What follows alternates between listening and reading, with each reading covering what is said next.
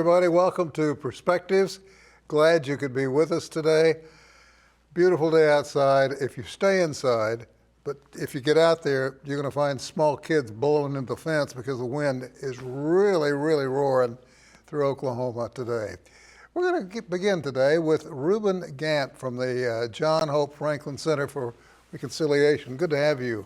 Good to be here. A little bit about the center before we talk about what you're here to talk about. Well, what we do at the center is we use a mantra by our namesake, Dr. Franklin, who wanted to establish history as a powerful tool for change, to change the ills of our society.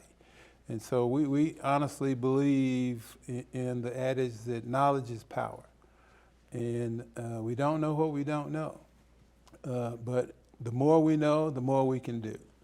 And so that drives us pretty much in our quest to change society.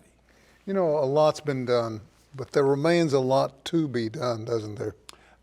Yes, there is. And certainly we've made strides toward making a difference in our lives and getting to know our neighbors, and respecting them for human beings, but we have a long way to go.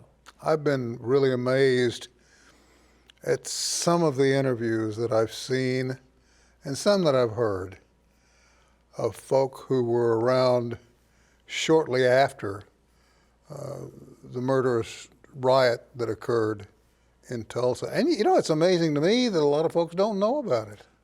You're right, and to this day, still, even with all the publicity that's been permeating over the last few years surrounding the commemoration of the 100 years of the massacre, but it's a project in progress, I think. I mean, we're making strides, like I said earlier, and we're making a difference. We're informing people of history that they don't know, and hopefully from that, make a positive impact in how we conduct ourselves in society. And hopefully never go there again. You betcha. We're here today to talk about a scholarship program. What's that all about? Well, a few years ago, we partnered with One Oak in Tulsa and the Epsilon Iota Boule fraternity. It's a group of professional black men in Tulsa to create this scholarship program for ethnic and minority students in the community. And we've been doing that since 2018. I think we've given away about 26 scholarships, totaling over $93,000. So we're making progress in that area. As a general rule, when folks start giving away scholarships, there's a big question mark that hangs out there. Are we having an impact? Are we making a difference? Do you feel as though you are? We think we are, because we target those students that we would like to categorize as being underprivileged or being in an economic class where they need help and assistance to continue their education. So we target them in a sense in that we put priority on need, and we want them to further their education. I want to ask you a question just totally off the wall. I have said here before in talking with other folk that our future, the future of all mankind, especially in these turbulent times, hinges on the education of the young. Do you agree with that? I absolutely agree. I mean, again, the old adage, you know, you have to know where you're from in order to understand where you're going. And so education is a key. It's the key to the future, we believe. How do you handle it when you encounter someone, and I know you must, who gives you that look and says, I didn't know that happened here. This is Tulsa.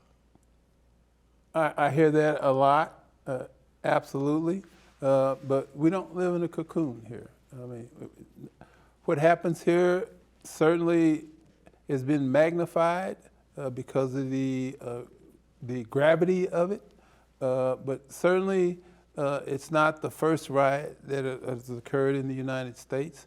But the point is, we need to understand our history from all perspectives, the good and bad and ugly of it. And that's the only way we will progress as a community and as a society. There was a lady named Cleora Butler. She's passed now. But her mother was a cook for a family in Tulsa on the south side of the tracks. Cleora picked up her mother's cooking habits, but she wrote them down and managed to publish a book called Cleora's Kitchen, which I recommend to anyone you want to really know how to cook, get a copy of that book. Do you see young people coming along that you know in your heart they're going to make a difference? I do, but we have to take into consideration what they're exposed to and the knowledge that they're acquiring and the aspects of history that we're sharing, being that we keep no stone unturned in terms of the history of our culture and the history of the United States of America, which embodies all of us. So it's what we share and the extent that they absorb that knowledge.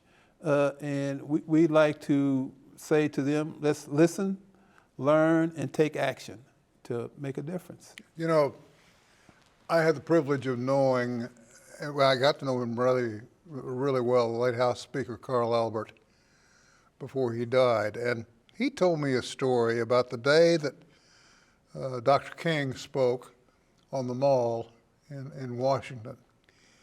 And he said, Speaker Albert said that he had a window, a large window that opened up on the Mall. He just raised the window so he could hear. And he said it was mesmerizing, just the first few minutes of it. But then, about 5 minutes into the speech, he said a young black girl had climbed up the outside of his office building. When she reached his ledge, she turned and sat on the windowsill. And he said, I started talking to her while Dr. King was wrapping up his remarks. And he said, you know, I learned more about civil rights in 15 minutes from her than I had my entire lifetime. Because he said, when I was a kid in school, we didn't talk about it.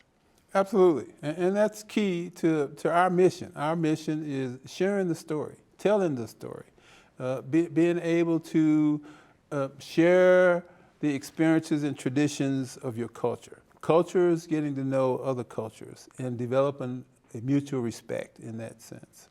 That's our mission. And before you know it, everybody's holding hands.